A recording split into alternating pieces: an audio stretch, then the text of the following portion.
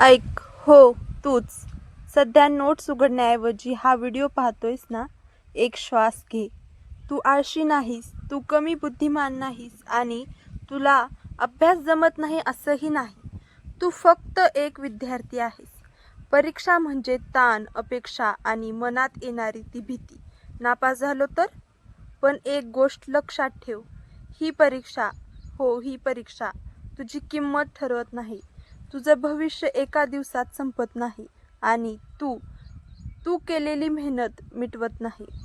आत्ता महत्त्वाचं आहे ते प्रयत्न. दररोज उभं राहणं.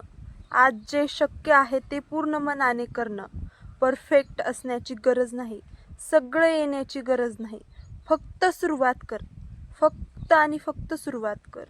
एक पान, एक प्रश्न, एक छोटा पाऊल. काय? एक पान, एक प्रश्न, एक छोटं पाऊल. कारण भीतीपेक्षा प्रयत्न मोठा असतो. ओव्हर थिंकिंगपेक्षा कृती महत्त्वाची असते. आणि एक आज केलेला प्रत्येक तासाचा अभ्यास तुझ्या उद्याच्या स्वतःसाठी भेट आहे. म्हणजे तू आज अभ्यास करशील तर उद्या तुला तो कामी येणार आहे. जो विद्यार्थी परीक्षेला शांत मनाने जाईल, आत्मविश्वासाने बसेल आणि तयार असेल, तो विद्यार्थी नक्कीच छान मार्क घेणार. तू आधीही कठीण दिवस पार केले आहेत. एकेकाळी अशक्य वाटणाऱ्या गोष्टी तू केल्या आहेत. ही परीक्षा वेगळी नाही. 10वीची परीक्षा किंवा तू 12वीची परीक्षा देत असशील तर हे आपलं आयुष्य ठरवत नाही. 10वी जर तू आज विचार करत बसलास की मार्क किती येणार, मार्क किती पडणार, मी पास होईल की नाही, एखाद्या विषयाला फेल जाईल, तर हा विचार करण्यापेक्षा तू जर शांत मनाने अभ्यास केला तर तुला पास होण्याच्या किंवा जास्त मार्क पडण्याच्या दिशेने एक पाऊल पुढे नेणार आहे. त्यामुळे विचार करण्यात टाईम घालवायचा नाही. आता पेपर जवळ आलेले आहेत. हाच तो सुवर्ण काळ असतो ज्या काळामध्ये तुम्ही जास्तीत जास्त अभ्यास केला पाहिजे आणि जास्तीत जास्त मार्क मिळवण्यासाठी प्रयत्न केला पाहिजे. आज जेवढा अभ्यास होईल तेवढे मार्क्स तुमचे वाढतील. हे जे दिवस आहेत, हे जे वेकेशन पिरियड आहे, तो सुट्टी बनवण्यासाठी नाही, फक्त अभ्यास करण्यासाठी आहे.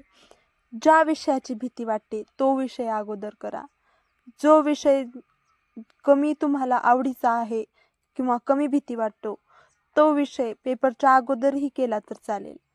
पण जो विषय अवघड जातो तो विषय पेपर जवळ आल्यानंतर घेतल्यानंतर एकतर दिवस कमी आहेत याची भीती वाटणार आहे आणि नंतर घाबरून अभ्यास होणार नाही.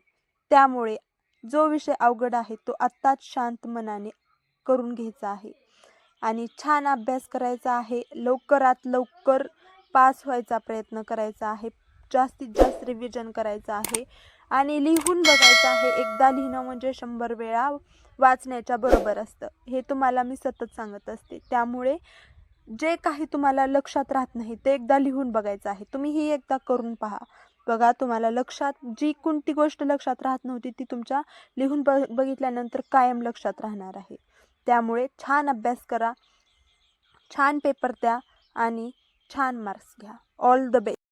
म्हणून तू ॲप्स बंद कर, मोबाईल बाजूला ठेव आणि 25 मिनिटांचा टायमर लाव आणि पूर्ण लक्ष दे.